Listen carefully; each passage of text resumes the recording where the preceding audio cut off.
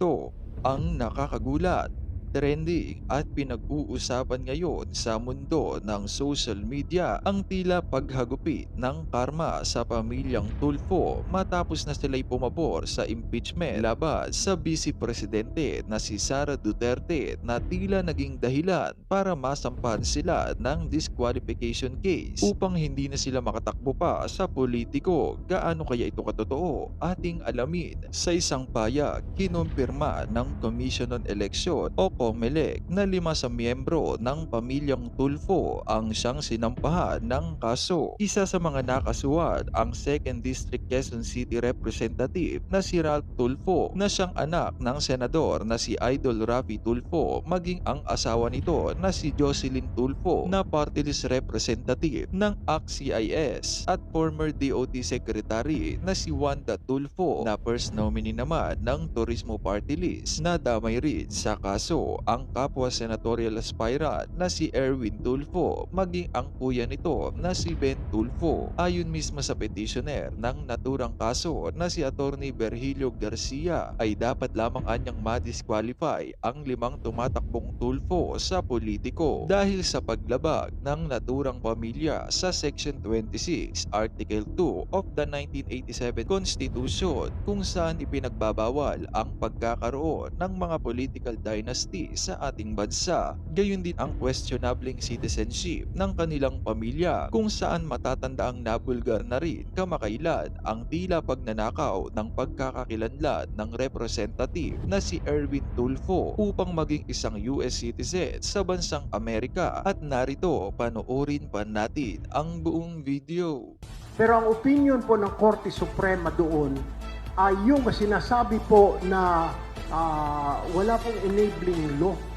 Yung sinasabing batas na yan, kailangan po mayroong batas. Unfortunately, hindi pa po kumikilos ang Kongreso at saka Senado. Yung po yung sinasabi doon. Kaya nga po, hanggang wala pa pong batas tayo, meron ho talagang ganito. Everybody's entitled to his opinion. Pero ako, pabor ako sa anti-political dynasty. Ngayon, doon sa sinasabing disqualification case sa amin, partikular ako, si Ben Bitag Tulfo, hanggat hindi malinaw yung batas, hanggat hindi lumabas yung sinasabing batas na magmumula sa Kongreso, Senado, maraming nag-attempt na rito. Hindi ko maintindihan kung bakit hindi ma-implementa. Siguro hindi pumapasa. At this point, Article 2, Section 26 of 1987 Constitution, sinuri namin yan, the state shall guarantee equal access to all opportunities for public service and prohibit political dynasties as may be defined by law. So, para sa akin, hanggat walang malinaw na batas, enabling law, sino mag-i-implement yan? For now, I trust the wisdom of the Commission on Elections. Pero, entitled din naman yung kumukontra sa mga dynasty or being accused. Siguro dito sa parting to, dahil total, kung ako'y papalarin, lulobin ng pong may kapal na ako'y pumasok sa Senado, sisilipin ko na lang yan. Tingnan natin kung ano magagawa natin para hindi na magkaroon ng kalituhan at medyo yung kanya-kanyang interpretasyon dahil may batas. Till then, ito ang nangyayari niyo. Kanya-kanyang pananaw, kanya-kanyang interpretasyon. May mga dalubhasa nagsasabi, kulang. Mahina yung batas. So, ako naman, patuloy lang ako sa aking ginagawa. At sa aming ginagawan, advocacy namin, ilalaban namin, hindi namin iiwan.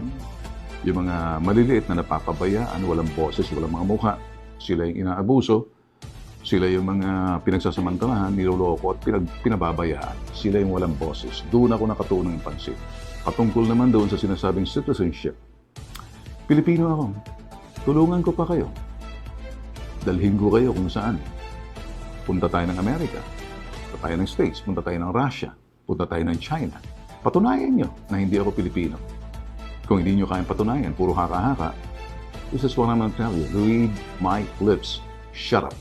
May kasabihan, pag ang puno hitik sa bunga, binabato, niyuyugyug, pinapukulan ng mga taong siguro, wala lang sila magawa, o di kaya namumuna lang, siguro may punto sila, o siguro sila yung mga best example ng mga kengkoy, kumagat, kolokoy. Political dynasty and yung sa requirements po on citizenship. And then, follow-up question po to other candidates naman po, because the issue of political dynasties lagi na lang din po na napag-uusapan. And in the absence of an anti-political dynasty law, will you support it kung biglang nagkaroon ulit ng measure at kayo ay manalo? Or are you proposing an alternative measure para rin po masolusyonan na itong tanong din ng taong bayan? Thank you. Wala po ako natatanggap na notice sa PINA galing sa Commission on Election. Kaya mahirap po sagutin. Naalaman ko lamang po yun sa aking barbero kahapon. Siya po yung nakabasa sa social media. Mahilig ko yun eh. Si Joey Manalang, kaya ko na akong binabibisita diyan po sa Bayview Barbershop po sa UNLV. Siya po nagsabi na may nag-file daw na isang tatang nag-file ng kaso disqualification kami yung magkakapatid. Tama naman daw po yung sinabi ni tatang na hindi naman nabanggit yung pangalan na sinasite daw po yung Article 2, Section 26 ng Constitution na sinasabi daw po ay prohibits political dynasty. Nakalimutan lang daw po ni tatang ilagay, mga pinutol niya, sinasabi po kasi doon, may be defined by law. Unfortunately, wala pa po tayong law. Yun ang sinasabi niya. At siya rin po na mismo sabi, hayaan mo kong, meron po akong nabasa ulit. Sabi ng pero nagkabasa po yun noong November 8, 2022, may nag-file ang Kapatiran Party versus sa 19th Congress. Kini-question nga yan. Ang mga respondent ay siya, dating Senate President Vic Subiri at House Speaker Martin Romualdez. Pero ang opinion po ng Korte Suprema doon ay yung sinasabi po na wala pong enabling law, yung sinasabing batas na yan. Kailangan po mayroong batas. Unfortunately, hindi pa po kumikilos ang Kongreso at saka Senado. Yun po yung sinasabi doon. Kaya nga po, hanggang wala pa pong batas tayo, meron po talagang ganito, may mangyayari yung ganito. Ngayon, my question before I'll give it to my colleagues here, susuportahan? Definitely. Bakit po hindi susuportahan?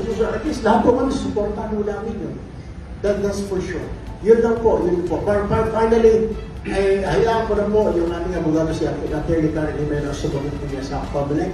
I believe dito po sa decision judgment ng COMELEC. Maraming salamat po. Dalawang tool po sa Senado. Masasabi ko na lamang po sa tao na nagre-reklamo, kayo na ho ang bahala mga botante, kayo na po ang taong bayan ng pasya. Kung gusto po rin yun ng isa, dalawa na tulfo o tatlo na tulfo sa Senado, kayo na rin po magpasya kung gusto ninyo ng another tatak tulfo na serbisyo sa Senado at saka tatak tulfo na hustisya sa Senado. Dahil ako po, si Erwin Tulfo, ang magiging kakampi niyo po sa Senado. Maraming salamat at magandang umaga.